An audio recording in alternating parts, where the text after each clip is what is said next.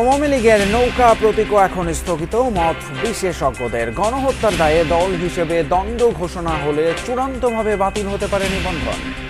এই যাবৎ যত ইলেকশন আছে এই দলই এই প্রতীকটা নিয়ে করেছে। সেই ক্ষেত্রে কমিশন হয়তো বিবেচনা করার সুযোগ খুব করবেন না আমার ধারণা। আনচ্যালেঞ্জ তো কিছু থাকবে না, রুল অফ লয়ে তো এটাই হবে। চ্যালেঞ্জ হবে, চ্যালেঞ্জের উপর আলোচনা হবে, চ্যালেঞ্জ টিকবে, চ্যালেঞ্জ টিকবে না। মানবিক করিডোরের নামে বাংলাদেশ কি যুদ্ধে জড়াচ্ছে জানতে চায় বিএনপি। সংস্কার চাপিয়ে দিলে মেনে নেবে না জনগণ। ক্ষমতার চাপ তাদের উপর গেছে, তারা করতে ঢুকে গেছে, এখন করতে থেকে বেরিয়ে আসছে। এখন তারা আমাদেরকে সংস্কারে নিয়ে দিচ্ছে, কি বলে তালিম দিচ্ছে। জনগণ জানে না, কোনো রাজনৈতিক দল জানে না, জনপ্রতিনিধিরা জানে না কি ধরনের করিডোর এটি হবে, এর লক্ষ্য কি।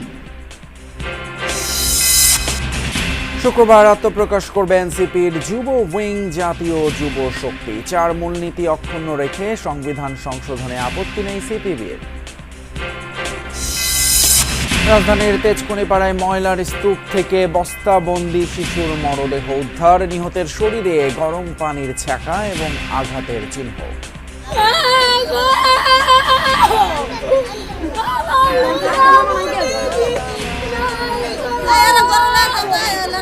তিনটা বস্তার ভিত্তে বইরা ডাক মেনা পালাই।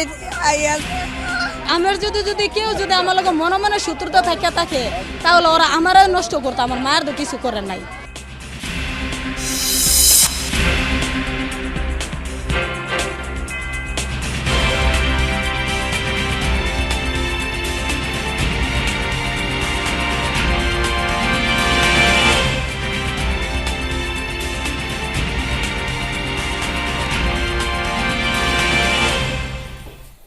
সবাইকে আমন্ত্রণ যমুনা নিউজে আপনাদের সঙ্গে আছি আমি ফয়সাল তিতুমির। এতক্ষণ শিরোনামগুলো দেখছিলেন। নিবন্ধন স্থগিতের সাথে সাথে আওয়ামী লীগের নৌকা প্রতীক এখন স্থগিত হয়ে গিয়েছে। বিচারের আগে নির্বাচন হলে তাতে অংশ নিতে পারবে না দলটি, মনে করছেন রাজনীতি এবং নির্বাচন বিশেষজ্ঞরা। শীর্ষ নেতৃত্বের দণ্ড ঘোষণা হলে চূড়ান্তভাবে বাতিল হতে পারে আওয়ামী লীগের নিবন্ধন। পরের বিষয়গুলো নির্ভর করছে রায়ে কি আদেশ দেন ট্রাইব্যুনাল তার উপর। তবে স্থগিতাদেশের বিরুদ্ধে আইনি আশ্রয় নিতে পারে দলটি, জানালেন আইনজীবী। আরও জানাচ্ছেন আখলাকুস সাফা।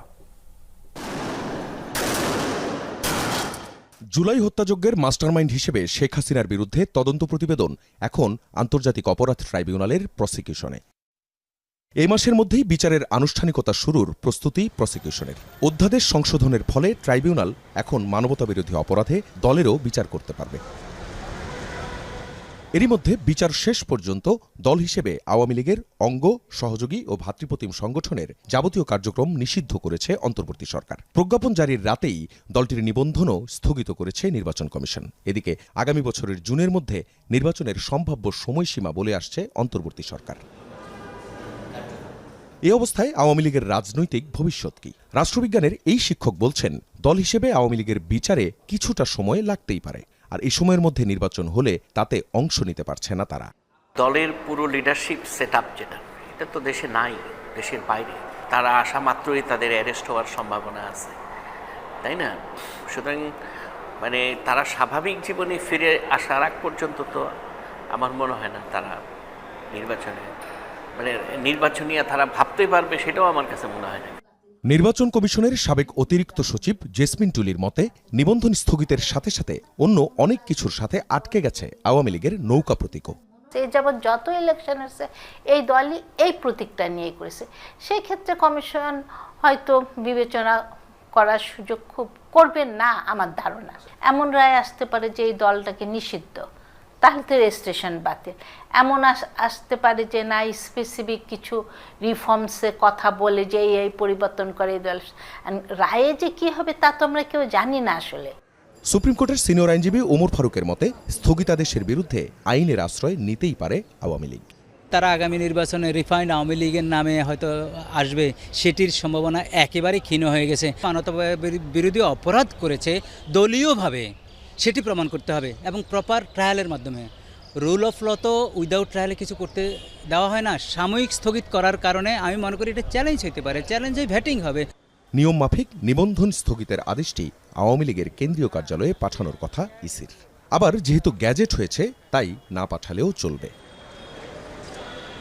আখলাকুস সাফা, যমুনা নিউজ, ঢাকা।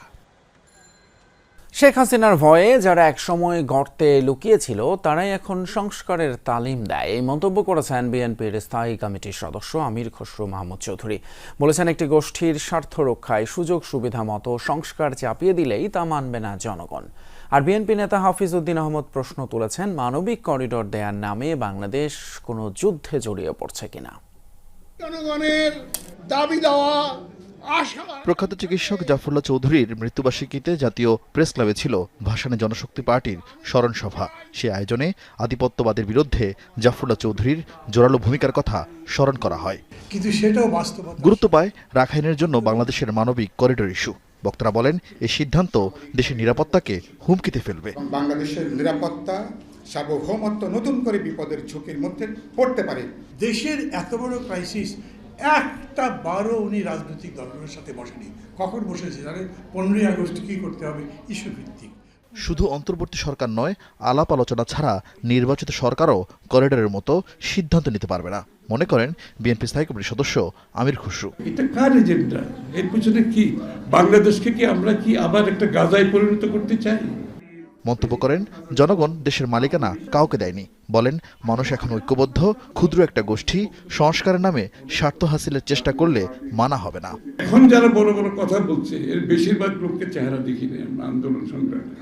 শেখ হাসিনার ক্ষমতার চাপ যাদের উপর গেছে তারা গর্তে ঢুকে গেছে, এখন গর্তে থেকে বেরিয়ে আসছে। এখন তারা আমাদেরকে সংস্কারের দিচ্ছে, কি বলে, তালিম দিচ্ছে। গণতান্ত্রিক প্রক্রিয়ার বাইরে গিয়ে কোনো সংস্কার করা যাবে না। আপনি যে দেশের মানুষকে জিম্মি করে আপনার একটা গোষ্ঠীর স্বার্থ সংরক্ষণের জন্য আপনি সংস্কারের কথা বলবেন, আপনি জোর করে চাপিয়ে দেওয়ার চেষ্টা করবেন জনগণকে বাইরে রেখে, সেটা তো বাংলাদেশে আর হবে না। প্রেস ক্লাবে আরেক অনুষ্ঠানে বিএনপি স্থায়ী কমিটির সদস্য হাফিজ উদ্দিন আহমদ করিডোর ইস্যুতে সরকারের উদ্দেশ্য নিয়ে প্রশ্ন তোলেন। আমরা জানি না জনগণ